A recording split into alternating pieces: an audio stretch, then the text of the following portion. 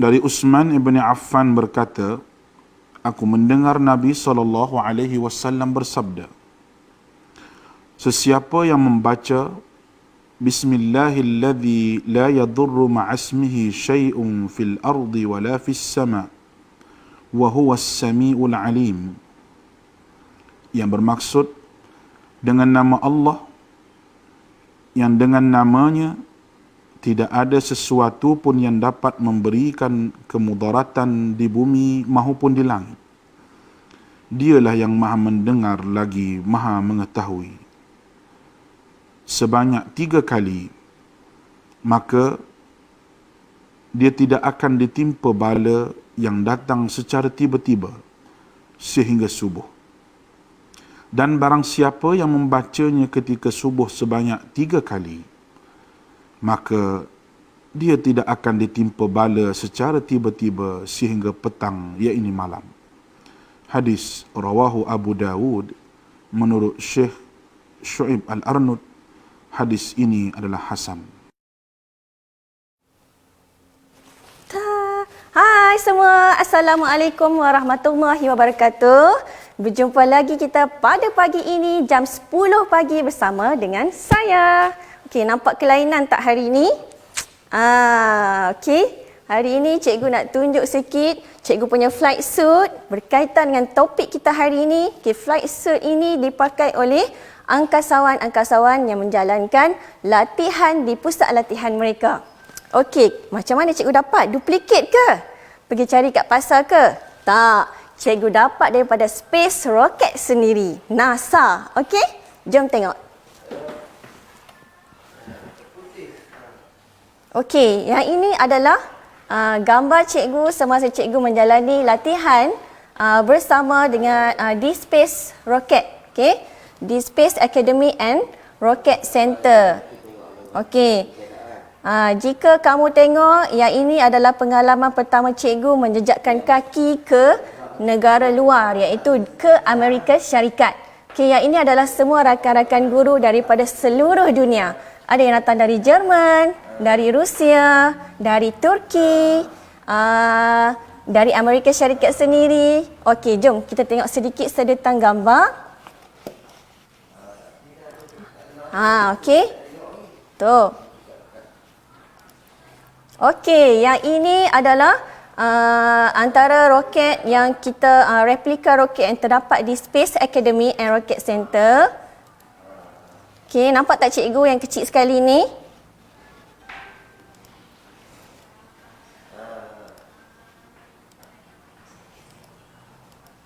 Okey, cikgu boleh laju sikit lagi.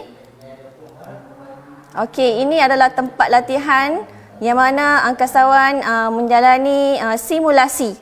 Okey. Okey, cuba awak tengok betul-betul kat situ, US Space and Rocket Center. Okey. Kalau awak bercita-cita nak datang ke sini, boleh. Jangan kata tak boleh, boleh. Ia terbuka kepada semua pelajar di seluruh dunia.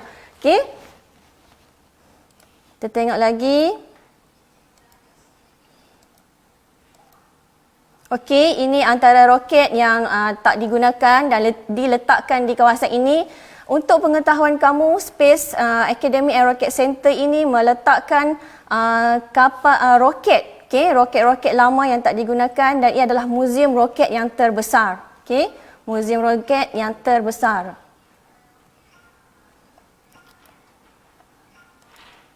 Okey. Ini ketika kami dibawa untuk melihat enjin roket besar atas kepala ni. Tu. Okey, satu pengalaman yang sangat bermakna kepada cikgu dan kawan-kawan cikgu. Pada ketika ini, cikgu dan kawan cikgu hanya 2 orang sahaja yang mewakili Malaysia untuk pergi ke Space Academy and Rocket Center ini. Okey, taklimat daripada pegawai NASA sendiri yang pakai baju putih.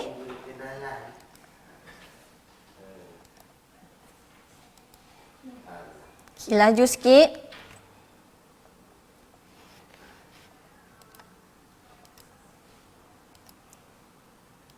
Okey, kenapa cikgu pakai macam ni? Kerana hari ini cikgu nak bercakap tentang satu topik khas berkaitan dengan angkasa lepas.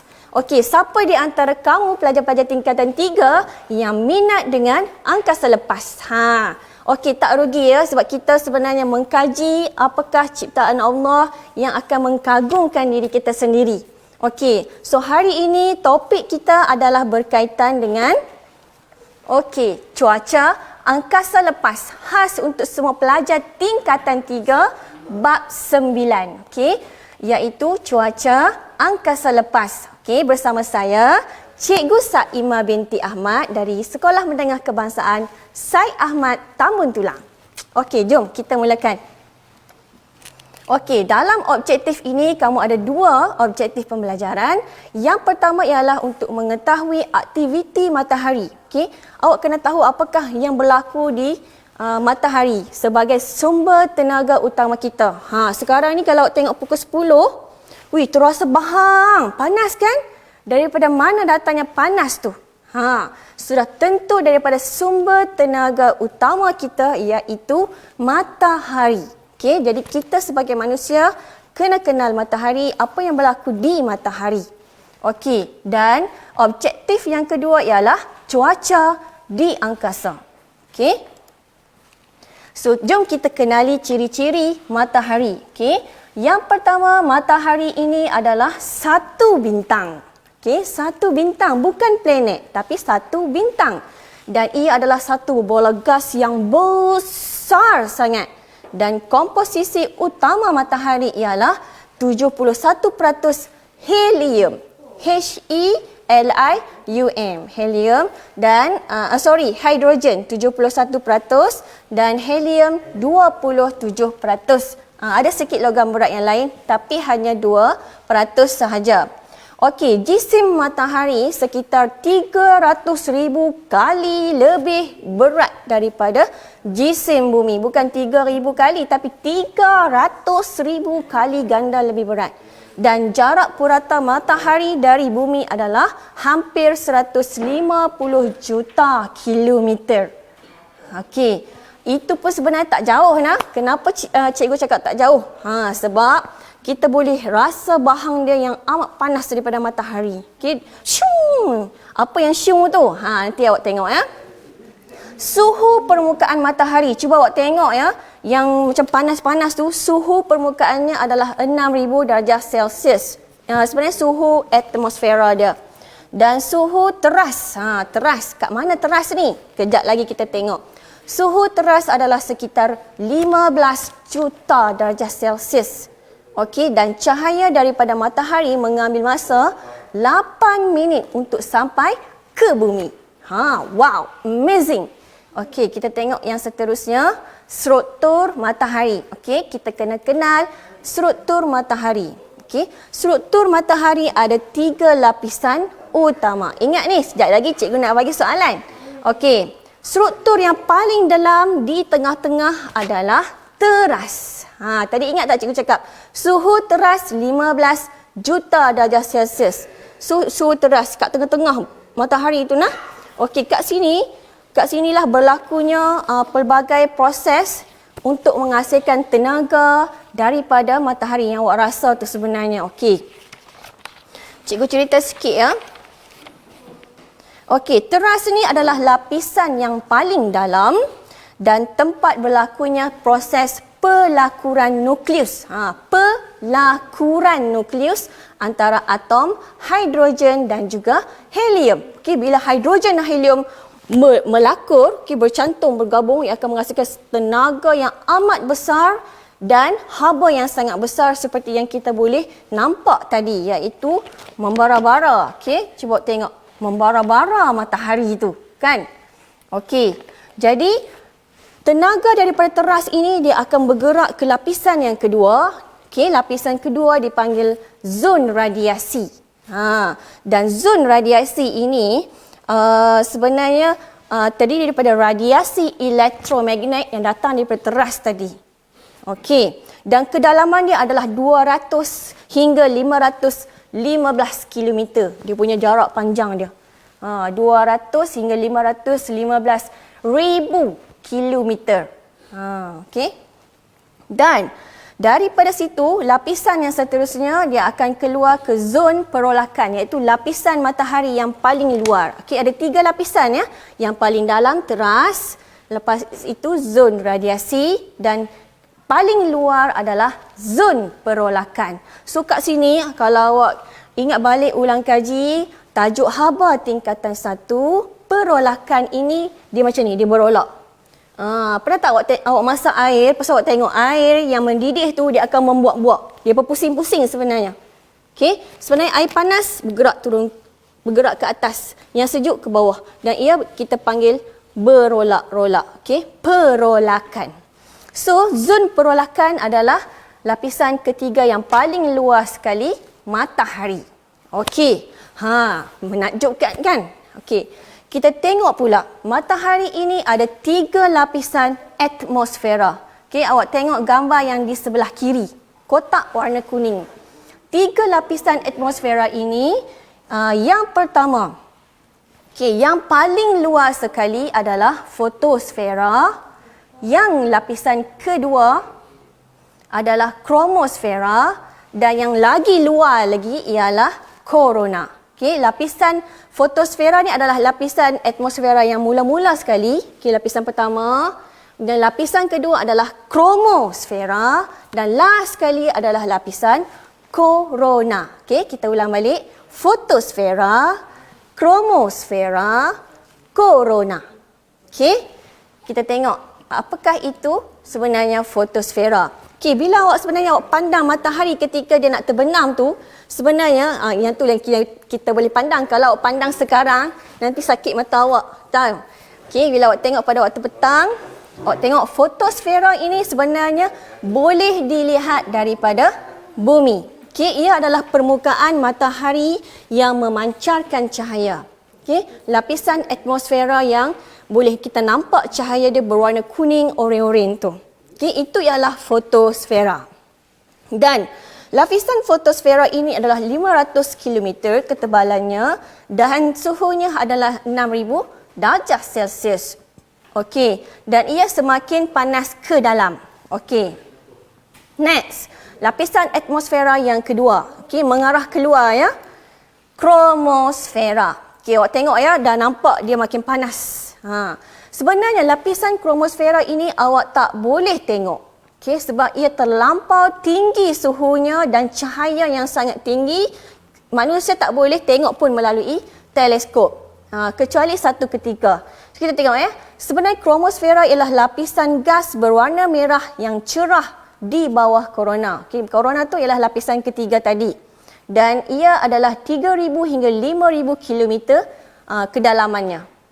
Jarak dia. Suhunya adalah sekitar 10,000 darjah Celsius sehingga 50,000 darjah Celsius. Okey, tadi fotosfera 6,000 saja. Sekarang kromo dia semakin naik. Kromosfera adalah lapisan atmosfera yang boleh dilihat hanya ketika gerhana matahari penuh. Okey, kalau berlaku gerhana tu, awak nampak lingkaran hitam. Di tepi-tepi lingkaran hitam tu ada lingkaran yang berwarna merah. Itu adalah kromosfera. Tapi kadang-kadang waktu gerhana matahari awak akan nampak lingkaran putih. Apa dia itu? Okey, kita go to next slide. Okey, lapisan atmosfera yang ketiga ialah korona. Okey, bukan coronavirus lah, korona. Okey, korona adalah lapisan atmosfera pada matahari yang paling luas sekali. Dan suhunya adalah 15 juta darjah Celsius. Wow, makin panas. Ya, sebab itulah awak tak mampu pun untuk melihat daripada bumi. Walaupun menggunakan teleskop. Sebab ia terlampau bercahaya. Okey, jadi korona juga hanya boleh dilihat semasa gerhana matahari penuh. Dan awak akan nampak lingkaran putih di sekitarnya. Okey, korona. Okey, putih kebiruan. Okey, kita pergi ke seterusnya. 7 fenomena yang berlaku di matahari. Okey, di matahari dan juga di angkasa matahari. Okey, di sekitar angkasa lepas berdekatan matahari itu ada 7 fenomena yang awak perlu ambil tahu. Okey, kita tengok yang pertama. Okey, granul. Okey, perhatikan matahari yang awak nampak tu dia macam bintik-bintik kecil. Betul tak? Okey, macam kecil. Perhati lama-lama sikit. Tapi kalau awak perhati dekat yang real punya, awak akan nampak macam berpijak-pijak sikit. Permukaan matahari. Itu adalah granul. Kenapa dia nampak macam berkelip-kelip, berpijak-pijak sikit? Sebab granul ini dia mengalami perolakan. Okey, dia bergerak turun naik bawah, turun naik bawah. Dia punya gas dia, gas panas tu. Okey, jadi terlampau banyak granul kita boleh nampak kat sini dan suhunya adalah setinggi 5,800 darjah Celsius. Dan purata granul, setiap granul yang awak nampak tu, yang nampak kecil-kecil, purata diameter dia adalah 1,000 kilometer. Bukannya cuek-cuek besar pen tu saja, tak. Tapi 1,000 kilometer jarak dia. Awak tahu 1 kilometer boleh nampak tak? Tak boleh nampak kat sini. Ini bayangkan 1,000 kilometer setiap granul di matahari. Okey? So itu ialah granul. Fenomena yang kedua. Okey, kita tengok ini masih matahari lagi ya. Tapi fenomena yang kedua, awak nampak tak bintik hitam kat situ? Okey. Color hitam kan kita boleh nampak di permukaan matahari. So ini ialah tompok matahari. Okey, tompok matahari adalah kawasan gelap pada permukaan matahari. Kita tengok matahari, kita nampak gelap kat situ. Maka ia adalah tompok matahari dan suhunya lebih rendah daripada kawasan sekelilingnya. Sebab itu kita nampak dia warna hitam. Tapi rendah tu maksudnya sejuk kah? Ya, bukanlah sejuk macam dalam peti ais. Tak. Tapi suhu dia rendah sikit daripada yang panas melampau di sekitarnya tu. Sebab itu kita nampak dia warna hitam. Okey. Dan lokasi dia letusan yang amat besar di kawasan fotosfera. Okey. So kita tengok close up. Saya dah sediakan untuk awak. Okey, tengok. Ini adalah close up gambar tompok matahari dan juga granul. Okey, granul tu adalah yang sekeliling tompok hitam tu. Okey, bayangkan 1,000 kilometer tu saiz tu. Okey, dan yang ini adalah tompok matahari yang warna hitam tu. Okey, dia kurang panas sikit, suhu dia rendah sikit daripada kawasan sekitar. Sebab tu dia berwarna hitam daripada jauh. Ingat ni tips ni. Okey, cara nak kenal yang mana tompok, yang mana granul. Fenomena yang ketiga. Okey, sebenarnya aktiviti tompok matahari yang warna hitam tadi tu dia sebenarnya bukan wujud setiap masa. Okey, dia akan wujud, lepas tu dia akan lenyap. Dalam saintis telah mengukur dia punya kemunculan tu dan puratanya mereka tengok, rupanya setiap 11 tahun akan muncul tompok hitam. Setiap 11 tahun muncul tompok hitam. Jadi inilah fenomena ketiga. Okey, fenomena ketiga iaitu kitaran suria. Kitaran itu maksudnya tempoh berlakunya tompok matahari itu. Okey, setiap 11 tahun. Ingat lagi, 11 tahun. 11 tahun. Okey, kitaran suria. Fenomena yang keempat. Okey, semarak suria ataupun prominent.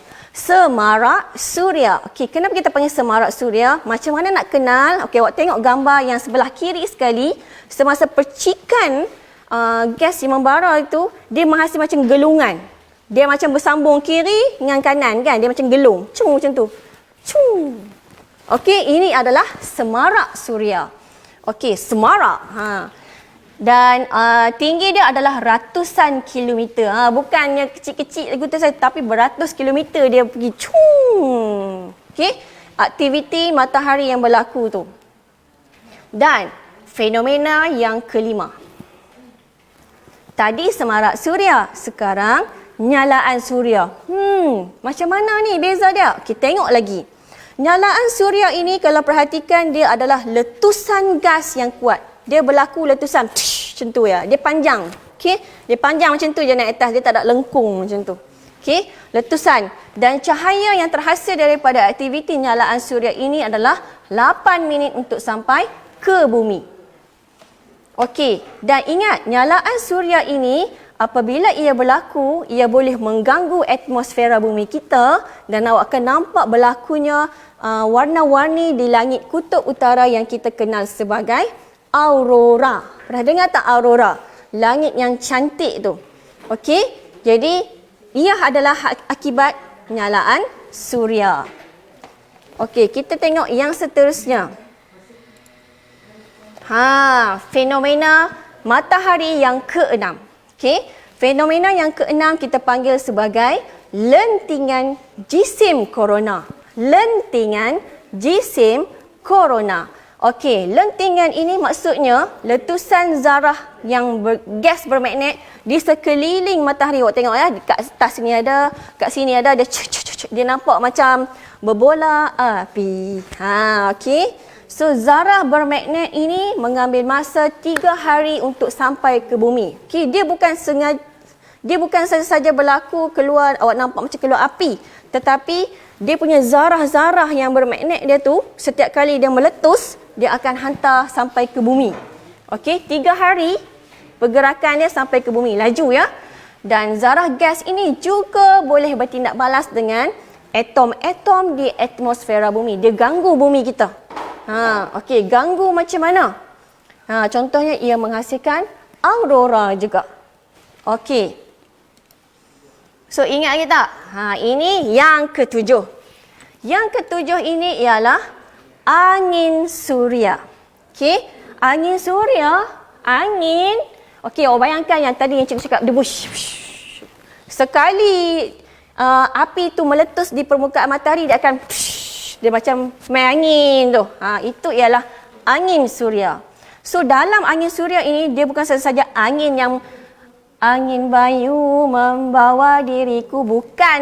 Yang tu adalah angin yang sangat panas. Dia bawa zarah-zarah yang ada proton, ada elektron dan alfa daripada matahari, dan dia akan pergi ke planet yang paling dekat dengan dia, iaitu bumi. Kelajuan supersonik. Maksudnya sangat laju.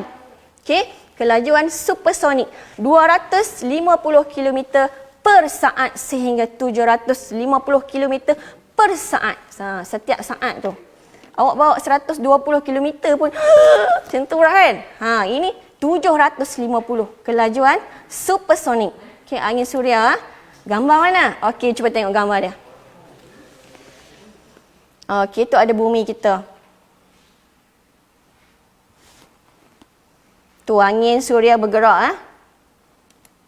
Dan ini adalah close up lagi. Awak tengok sebelah kiri yang berwarna oranye tu ialah matahari.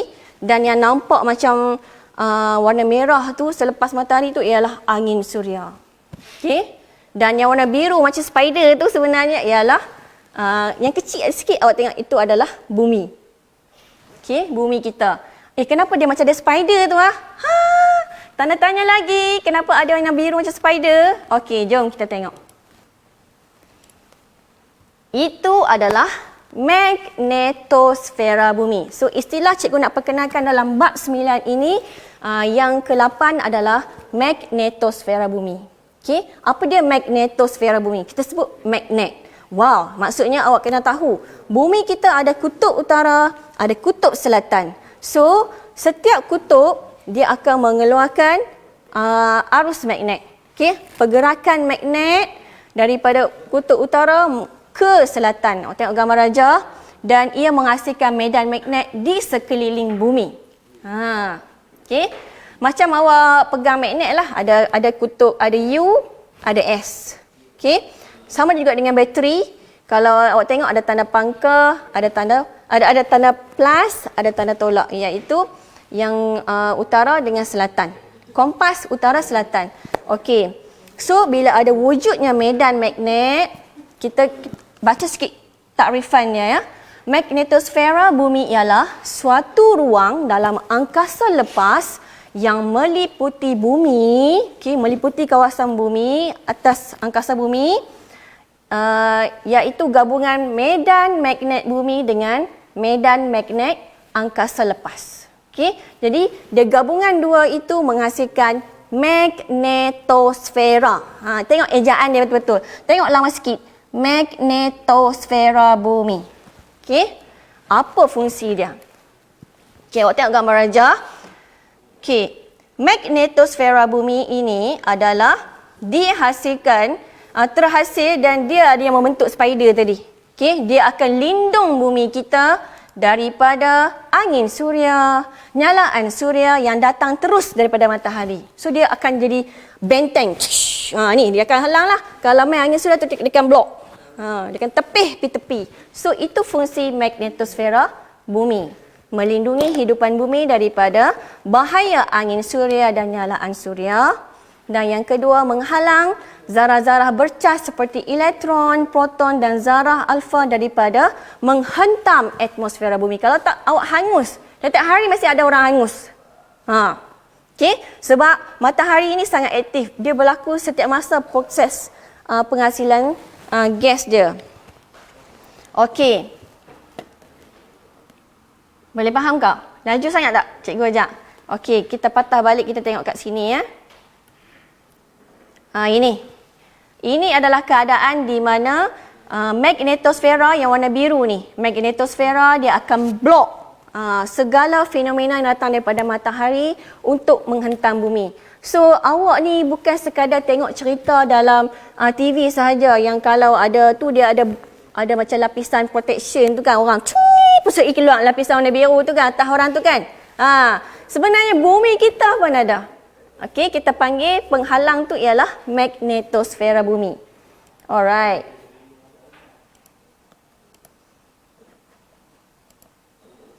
Okay, ingatnya kepentingan magnetosfera bumi ialah untuk melindungi hidupan bumi daripada hentaman fenomena-fenomena matahari dan menghalang kemasukan zarah-zarah bercas yang datang daripada angin suria untuk menembusi atmosfera bumi. Okey, so untuk pembelajaran yang kedua, 9.2 ialah cuaca angkasa. Yang ini saya mendapat bantuan daripada anak murid saya iaitu Nurin Dania Farisa. Okey, juga daripada pelajar Sekolah Menengah Kebangsaan Syed Ahmad. Okey, thank you Nurin sebab tolong cikgu. So kat sini Nurin sediakan definisi cuaca angkasa lepas. Apa maksud cuaca angkasa lepas? Daripada mula tadi kita belajar bra ni baru nak tengok maksud. Okey, sebenarnya definisi cuaca angkasa lepas adalah sebarang perubahan persekitaran antara bumi dan ruang atmosfera bumi, juga antara atmosfera matahari. Okey, dan cuaca angkasa lepas ini dipengaruhi oleh 7 fenomena yang cikgu terangkan tadi. Ingat lagi tak 7 tu? Okey, 7. Yang pertama, awak kena tahu, ada yang berlaku di permukaan matahari saja dan ada yang berlaku di angkasa lepas matahari. Maksudnya keluar sikit daripada angkasa lepas matahari itu. Okey, so kita tengok sikit ya. Nyala suria. Okey, nyala suria. Kejap cikgu buka pointer. Okey, yang pertama di permukaan matahari, aktiviti yang berlaku ialah nyala suria. Okey, nyala suria. Yang mana nyala suria? Dia menyala macam tu. Dia cetus naik atas. Nyala suria. Okey, semarak suria. Semarak suria yang mana? Yang macam gelung tu. Dia gelung. Dan tompok matahari yang warna hitam di permukaan matahari. Okey. Dan yang keempat adalah lentingan jisim korona. Okey, lentingan jisim korona iaitu nampak letusan api di sekeliling matahari itu. Okey, itu kita panggil lentingan jisim korona. So ada 4 fenomena yang berlaku di permukaan matahari yang kita panggil sebagai cuaca angkasa lepas. Dan kita ada lagi iaitu di angkasa lepas yang kita panggil sebagai fenomena angin suria. Okey, angin yang menolak zarah-zarah tu, dia bawa sekali zarah. Dan kita ada pancaran suria. Yang ni awak tak belajar tadi. Kita ada pancaran suria dan last sekali ialah ribut. Ribut geomagnet. Okey, ribut geomagnet.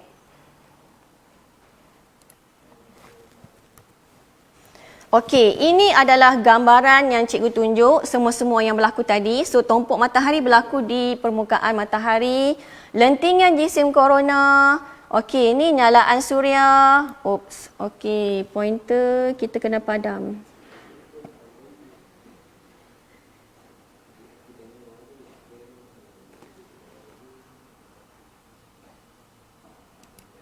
Okey. So, kita tengok gambar rajah ni, ribut geomagnet yang bawah ni ya, gambar rajah dia. Okey, yang ini adalah space weather impacts. Awak perlu tahu kesan-kesan daripada cuaca angkasa. Awak tengok yang cantik atas ni ialah aurora. Okey, kehadiran zarah-zarah dalam atmosfera bumi menghasilkan aurora yang cantik. Lepas tu kita akan tahu, okey, komunikasi ni, pencawang komunikasi ni akan terganggu kesannya. Satelit ada gangguan. Ni penerbangan. Kuasa elektrik pun kena ganggu ke sebab matahari? Okey, jom kita tengok.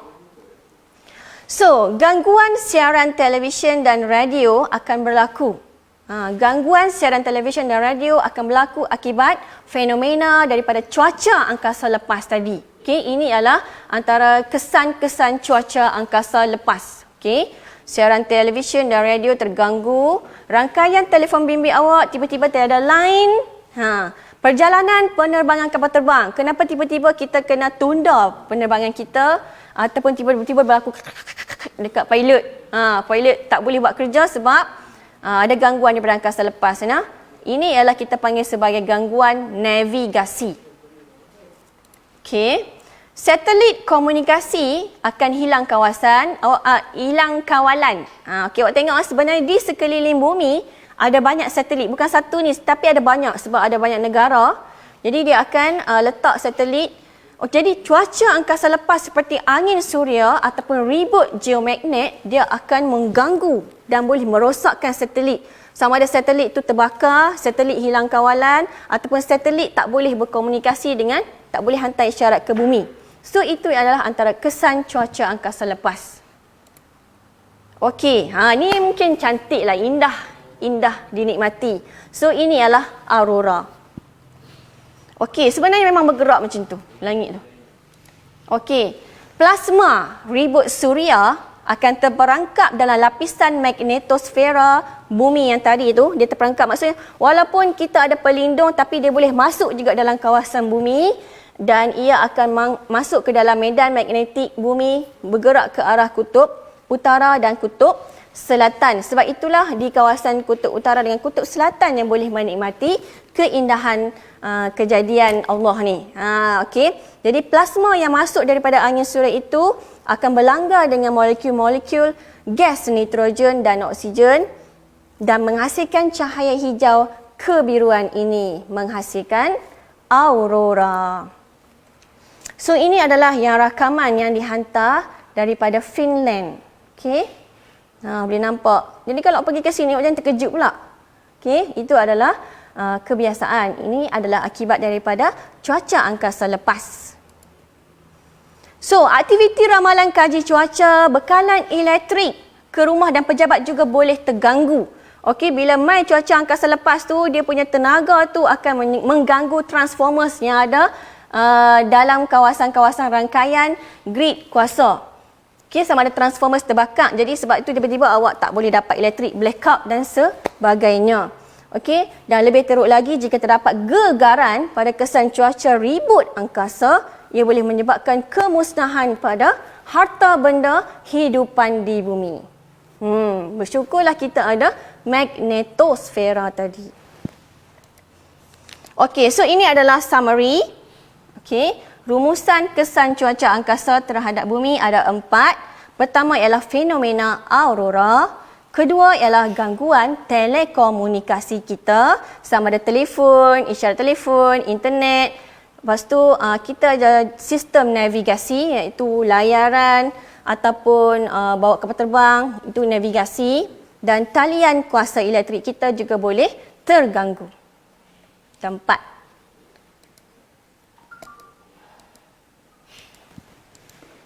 Okey, boleh ready untuk quizzes? Dah ada yang masuk? Okey, cikgu tunggu peserta untuk masuk. Boleh masuk dah quizzes, masukkan kod. Okey, kerana kita akan mengakhiri kenapa kita kena ada interpretasi data cuaca angkasa lepas. Kenapa ada angkasawan? So macam yang cikgu pakai ni, angkasawan-angkasawan, pakaian operasi mereka. kenapa kena ada angkasawan dihantar ke angkasa lepas? Untuk mengutip data-data dan mengkaji apa yang berlaku di angkasa. So antaranya ialah pertama, untuk meramal bila berlakunya lentingan jisim korona di matahari, dan yang kedua untuk menentukan sebab kenapa berlakunya nyalaan suria, kenapa ada lentingan jisim korona. Jadi manusia kan sentiasa curious, sentiasa nak tahu macam-macam. Jadi itulah fungsi kenapa kita kena ada data cuaca angkasa lepas supaya kita boleh standby. Okey. Yeay, okey, jom kita mulakan kuisis kita. Semua pelajar yang mana ada kat depan skrin, jom kita test tengok kefahaman awak setakat mana.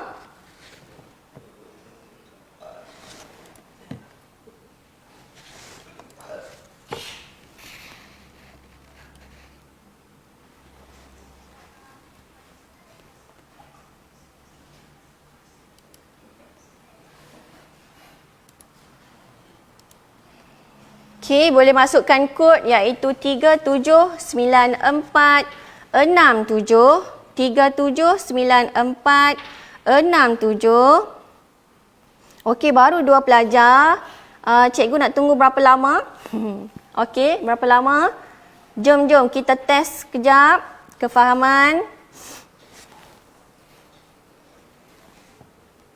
Ada Ana dan juga Nasuha Amir.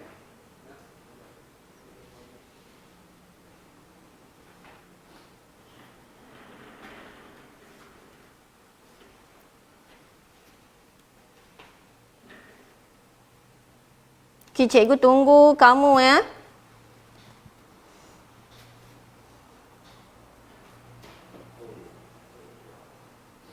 Mana pelajar-pelajar cikgu ni? Kelas daripada Sekolah Menengah Kebangsaan Said Ahmad. Mai.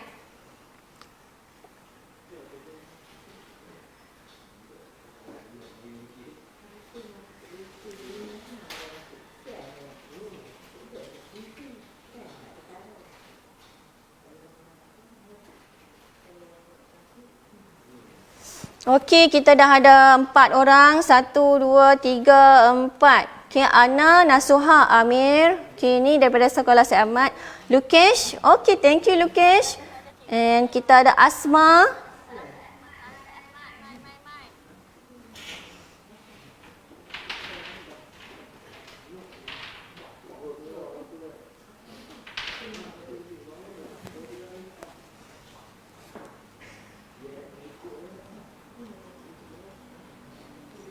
Okey, jadi untuk pergerakan masa, cikgu sepatutnya kena berhenti dalam 15 minit lebih awal sebelum masa. Jadi kalau yang baru nampak tu boleh je join nanti. Okey, cikgu start dulu ya. Boleh nak? Okey, kita go.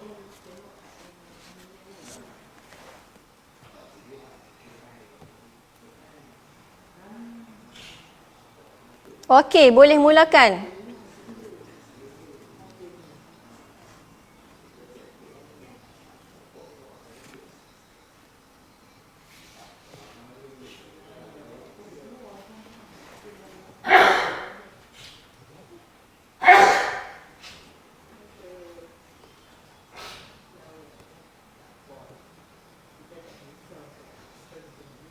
Soalan senang je. Okey. Soalan tentang cuaca angkasa lepas. Okey, ingat tips-tips yang cikgu bagi semasa pengajaran tadi.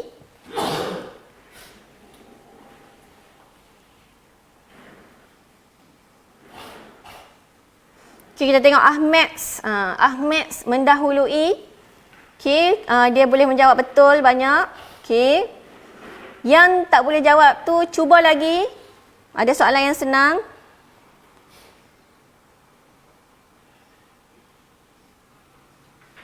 Okey, setiap soalan mostly 60 seconds.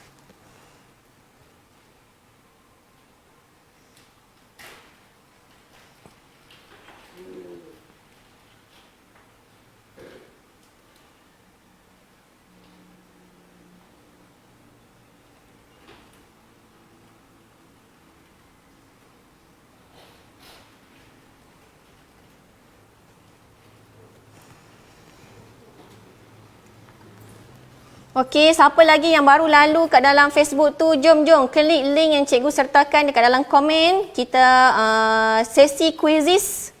Okey. Fenomena yang berlaku di angkasa lepas kecuali.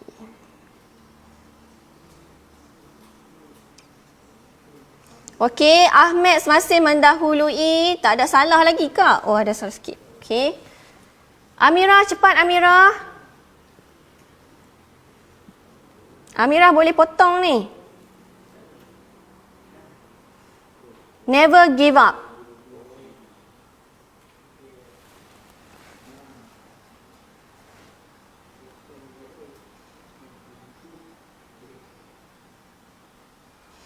Okey, Anas di tempat kedua. Asma, tempat ketiga.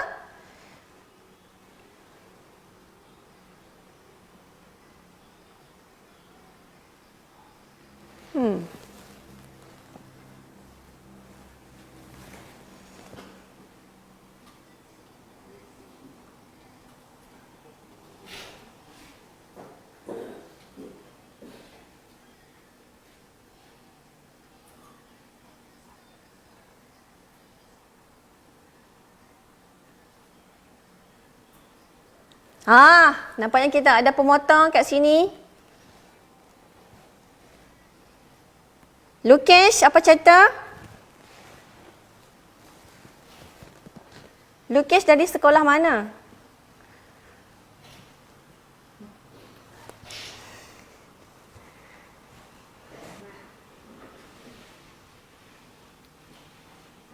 Okey, semua sekali ada 16 soalan.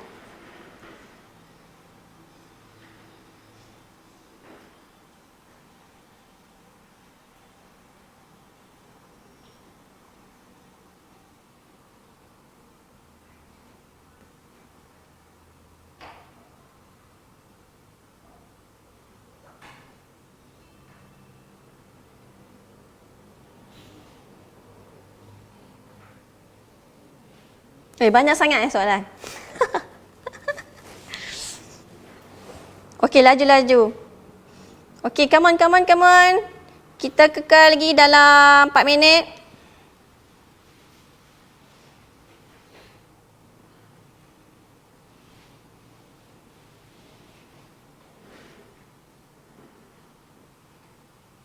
Asma.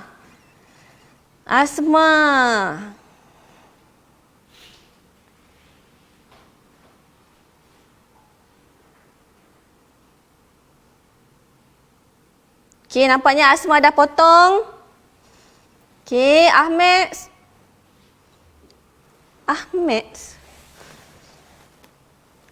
Yes.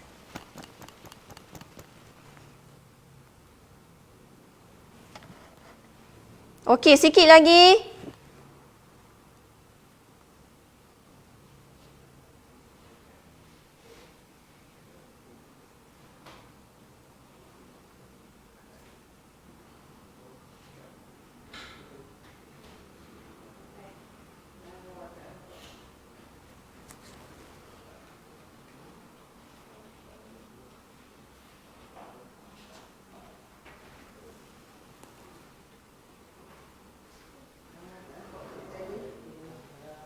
Okey, yang slow sikit tu mungkin sebab awak dapat soalan yang susah dulu. Tapi tak apa, never give up. Okey, cikgu cakap ada soalan senang.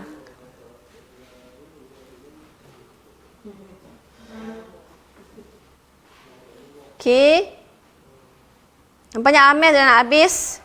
Okey, Ahmed habis jawab soalan, cikgu akan tutup.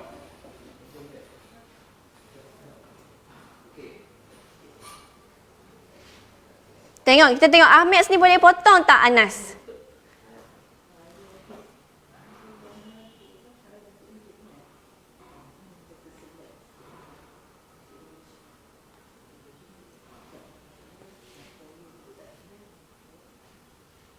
Okey. So, cikgu nak kena mengakhiri. Okey, come on sikit lagi.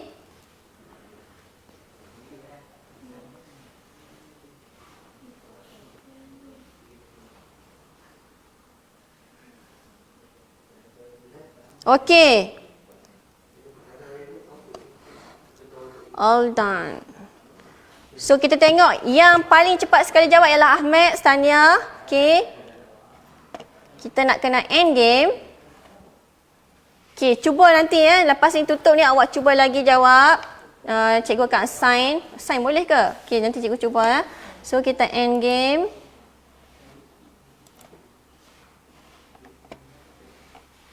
Alamak. Oh.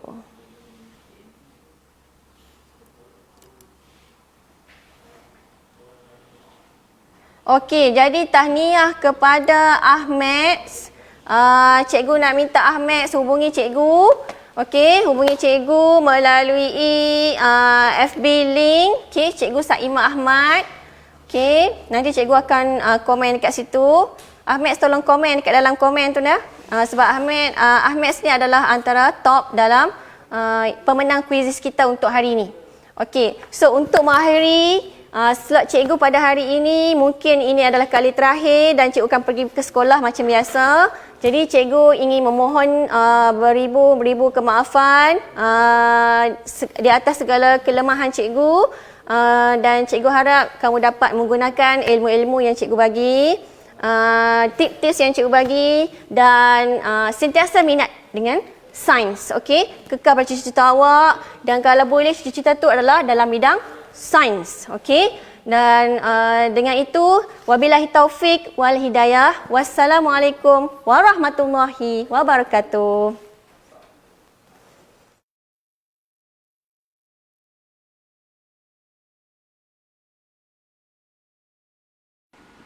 Daripada Anas bin Malik radhiyallahu anhu berkata, Nabi SAW pernah berdoa, Allahumma inni a'udzubika minal barasi wal jununi wal juzami wa min sayil asqam. Ya Allah, aku berlindung denganmu daripada penyakit sopak, penyakit gila, penyakit kusta dan penyakit-penyakit yang buruk.